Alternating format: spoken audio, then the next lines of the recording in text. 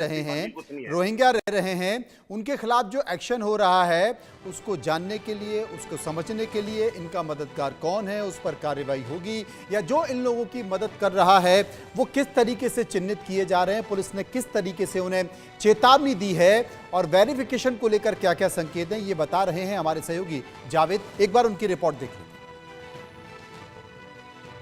बांग्लादेशियों को लेकर दिल्ली पुलिस की लगातार ऑपरेशन बांग्लादेश चल रहा है, लेकिन सबसे बड़ी बात यह है कि ज्वाइंट सीपी साउदर्न रेंज ने बोला कि अब जो बांग्लादेशियों को अगर किराए पे मकान दे रहे हैं या फिर जो उनकी मदद कर रहे हैं वो हो जाए बिल्कुल सावधान, क्योंकि सबसे पहले कार्रवाई अब उन लोगों पर होगा जो बांग्लादेशियों को मदद कर रहे हैं, खासतौर से जो इलीगल तरीके से हिंदुस्तान में रह रहे हैं। मेरे पीछे ये आप देख सकते हैं 13 बांग्लादेशी हैं जिन्हें साउथ दिल्ली लोधी कॉलोनी इलाके से पकड़ा गया है, और उसके साथ मेरे पीछे ये 3 वो बांग्लादेशी हैं जिन्हें साउथ ईस्ट के एंटी नारकोटिक्स स्क्वाड की टीम ने जो पकड़ा है।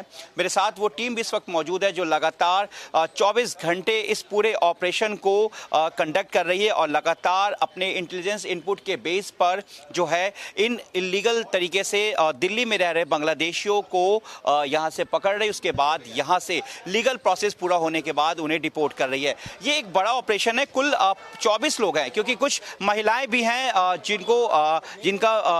जिनको इसमें पकड़ा गया है, और एक बड़ी कार्रवाई है। और आपको हम दिखा दें कि एंटी जो नारकोटिक्स स्क्वाड की जो टीम इस वक्त मेरे साथ मौजूद है, ये पिछले कई दिनों से लगातार इस ऑपरेशन को अंजाम दे रही है। और आप देख सकते हैं कि इस वक्त जो दिल्ली पुलिस की जो एक बड़ी कार्रवाई है, यहाँ पर इलीगल बांग्लादेशी जो यहाँ पर रह रहे थे, इसमें से कुछ लोग जो है उन्होंने यहाँ भारत में भी यहाँ की महिलाओं से उन्होंने शादी कर ली है। उसके बाद अब दिल्ली पुलिस का कहना है कि ये देखना है कि क्या वो भारत तरीके से होगा, भारतीय तरीके से देखा जाएगा या फिर बांग्लादेशी तरीके से। लेकिन सबसे बड़ी बात यह कि उस डंकी रूट के बारे में पता करने की कोशिश की जा रही है कि आखिर वो कौन सा डंकी रूट है जिस रूट से ये लोग हिंदुस्तान में वापस दाखिल होते हैं। और ख़ास तौर से इसमें कई ऐसे बांग्लादेशी हैं जो पहले यहाँ से डिपोर्ट किए जा चुके हैं, उसके बाद ये वापस भारत आ चुके हैं।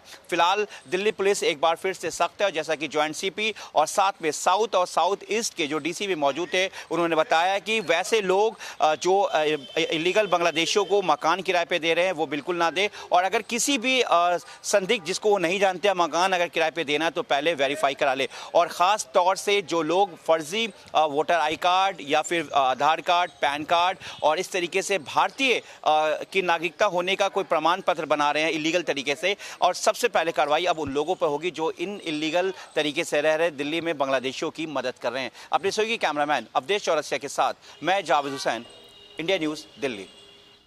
संजीव देशवाल साहब मेरे साथ मौजूद हैं। संजीव साहब, लोकसभा चुनाव भी होते हैं, विधानसभा भी होते हैं, और लोकसभा विधानसभा में हर बार जो वोटर लिस्ट है उसको अपडेट किया जाता है, वेरीफाई किया जाता है। जो लोग घर छोड़कर चले गए, जो लोग नए आए हैं, उनको आइडेंटिफाई किया जाता है।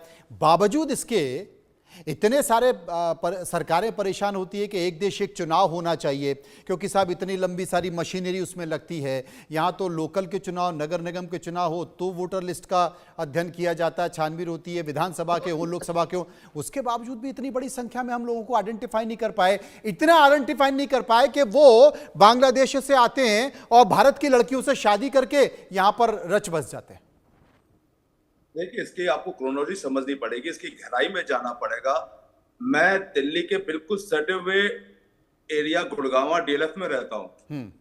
डीएलएफ फेज 2 आप ये समझ लीजिए कि बॉर्डर से, दिल्ली के बॉर्डर से 1 किलोमीटर दूर है सिर्फ। बॉर्डर पर है बायोडाइवर्सिटी पार्क। बायोडाइवर्सिटी पार्क के अंदर कम से कम 5 किलोमीटर के रेडियस के अंदर इतने बांग्लादेशी लोग रह रहे हैं, और इस पे मैंने कितनी बार पुलिस का कहता है ध्यान दिलाया और सवाल किया कि भाई यहाँ पे लोगों को क्यों नहीं भेजते हो, पुलिस को क्यों नहीं भेजते हो। अब समझने वाली बात यह है कि दिल्ली के चारों तरफ भाजपा की सरकार है, दिल्ली में भी, दिल्ली के चारों तरफ भी। अगर सरकार की इच्छा शक्ति रही तो मैं चैलेंज के साथ कह सकता हूं कि किसी भी कीमत पर यहाँ पे बांग्लादेशी नहीं रह पाएंगे। लेकिन अगर यहां पे राजनीति चलती रही, वोटर लिस्ट कार्ड की बात होती रही, या मेरे वोटर्स हैं, आपके वोटर्स हैं, क्योंकि उनके पास आज की तारीख में आई कार्ड है, आई कार्ड आज नहीं बना था, 3 साल पहले बना था, 10 साल पहले बना था, तो आप उनको अरेस्ट कैसे करेंगे? क्योंकि जैसे आप अरेस्ट करते हैं उनके पास एक गवर्नमेंट आइडेंटिटी होती है, गवर्नमेंट आइडेंटिटी को आप चेक करते हैं, चेक करने में टाइम लगता है, उनको निकाल नहीं सकते, इतने में उनके साइड में नेता के खड़े हो जाते हैं, पॉलिटिक्स खड़ी हो जाती है। बहुत बढ़िया। और ये सारी यही बीमारी है, उनको यहाँ पे स्थायी बना देती हैं। और ये स्थायीपन उनको कहते हैं एक पावर देता है बांग्लादेश से और लोगों को लाने का। क्योंकि बांग्लादेशी कैलकाटा के जो लोग हैं उनकी जो लैंग्वेज है, उनका जो रहन सहन है, वो काफी बिल्कुल अलग है, बिल्कुल अलग है, बिल्कुल सही। तो लोगों को पता नहीं चल पाता कि एग्जैक्टली ये बांग्लादेशी है या ये कैलकाटा से आया हुआ है, पश्चिम बंगाल का है। बिल्कुल ठीक करें आप, पश्चिम बंगाल से। तो ये सारी जो चीजें हैं, क्रोनोलॉजी बांग्लादेशियों को अच्छी तरह समझ में आ गया है कि यहाँ पे कोई कानून मजबूत नहीं है। अगर हम अपनी कोई आइडेंटिटी बनवाएंगे तो जो आइडेंटिटी बनाने वाला है उसको कोई खास सजा नहीं होने वाली। अरे देशद्रोह का केस लगाइए इनके ऊपर। जगदीश शर्मा कुछ कह रहे हैं, उसके बाद मैं आशीष हांडा के पास जाऊंगा। जगदीश जल्दी से। हाँ देखिए मनोज भाई, आपने कहा इच्छा शक्ति की बात चल रही है। सच में इच्छा शक्ति होनी चाहिए। मैं अपनी दिल्ली पुलिस को जितना समझता हूँ, मुकेश मीना जी को पता है, अगर पुलिस कमिश्नर बुला के कह दे हर एसएचओ को अगर आपके क्षेत्र में एक भी बांग्लादेशी मिल गया ना तो आप सस्पेंड हो जाएंगे। रात रात में सारे थाने भर जाएंगे। एसएचओ इतना काबिल है, उठा लाएंगे, उनको पता है कौन क्या रह रहा है। पुलिस इतनी हमारी मजबूत है, कहने की इच्छा शक्ति बात तो होनी चाहिए। इच्छा शक्ति मजबूत होगी जब। और मैं तो कहता हूँ जो आइडेंटिटी जिन्होंने आई कार्ड बनवा लिए हैं, जो जबरदस्ती हिंदुस्तान के नागरिक बन गए, उनको बाहर करना चाहिए। हमारी बेरोजगारी का कारण भी सबसे बड़ा यही है, क्योंकि यहाँ के घुस गए हैं, बेरोजगारी बढ़ती जा रही है। हमारे अपने पर तो रोजगार है नहीं, अब इनको और देखो, इनको खाना दो, भोजन दो, घर दो, सब चीज देनी पड़ रही है। लाखों लोग। अच्छा जगदीश भाई, आपकी पीड़ा अब निकल कर आई है। मुझे लगता है डॉक्टर आशीष इसका अच्छा जवाब देंगे। डॉक्टर आशीष, इनका जवाब तो आप दे ही दीजिए, लेकिन संजीव जिस बात का जिक्र कर रहे थे, उन्होंने कहा कि साहब बायोडायवर्सिटी पार्क है, 5 किलोमीटर के एरिया में आप चले जाइए, उस 5 किलोमीटर के एरिया में बांग्लादेशी भरे पड़े हैं। नोएडा के निठारी में बांग्लादेशी भरे पड़े हैं। दिल्ली के भी ऐसे बहुत सारे इलाके जहां बांग्लादेशी भरे पड़े हैं। इन इलाकों को चिन्हित कर कर, आइडेंटिफाई कर कर एक बार इनकी ढंग से सघन जांच क्यों ना हो जाए? मनोज भाई जैसे आलू। बिल्कुल मनोज जी, आप एकदम सही कह रहे हैं। मैं आपकी बात से इत्तेफाक रखता हूं। और आज बहुत कम ऐसा होता है कि हमारे कांग्रेस के मित्र से भी ना सिर्फ मैं इत्तेफाक रखूंगा बल्कि मैं उनकी सराहना करूंगा कि उन्होंने बिल्कुल सही मुद्दा उठाया।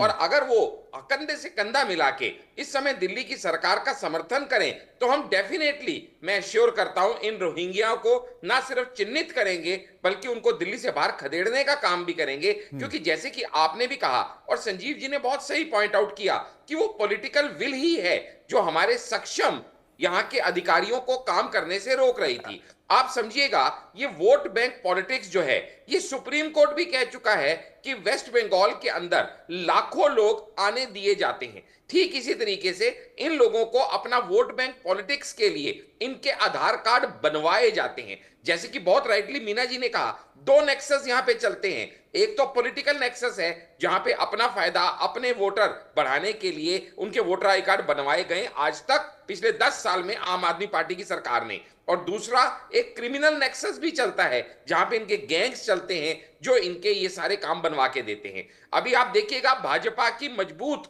रेखा सरकार अभी जैसे ही अभी अपने एक्शन में आई है, आप देखिएगा अभी हमें समय ही कितना हुआ है, लेकिन उसके बाद यमुना की सफाई को लेके हो, महिला सम्मान निधि को लेके हो, आयुष्मान भारत को लेके हो, या अब ये रोहिंग्या के ऊपर एक्शन को लेके हो। क्योंकि लॉ एंड ऑर्डर दिल्ली की जनता का मूलभूत अधिकार है।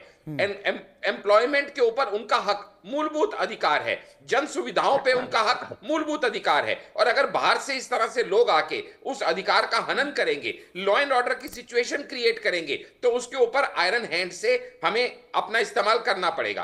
पुलिस आज तक भी कर सकती थी, जो बहुत सही कहा यहां पे संजीव जी ने, लेकिन करने दिया नहीं जा रहा था उनको। आम आदमी पार्टी की दिल्ली सरकार पुलिस वालों को उनका काम करने में आड़ा अटकाती थी। वहां के ऐसे ऐसे नेता हैं, आपको भी पता है, अमानतुल्लाह खान जैसे वेस्ट साउथ दिल्ली के, जो मुजरिमों को बचाने के लिए अपने गैंग को लेके, अपने समूह को लेके वहां पे पहुंच जाते थे। तो ये जो पॉलिटिकल इंटरफेरेंस है, डॉक्टर आशीष से जब आपने जाएगी तो बहुत सारे मामलों में तो कर पाएगी। डॉक्टर आशीष, बहुत सारे मामलों में तो जिन नेता का आप नाम ले रहे हैं, अमानतुल्लाह खान, वो अंदर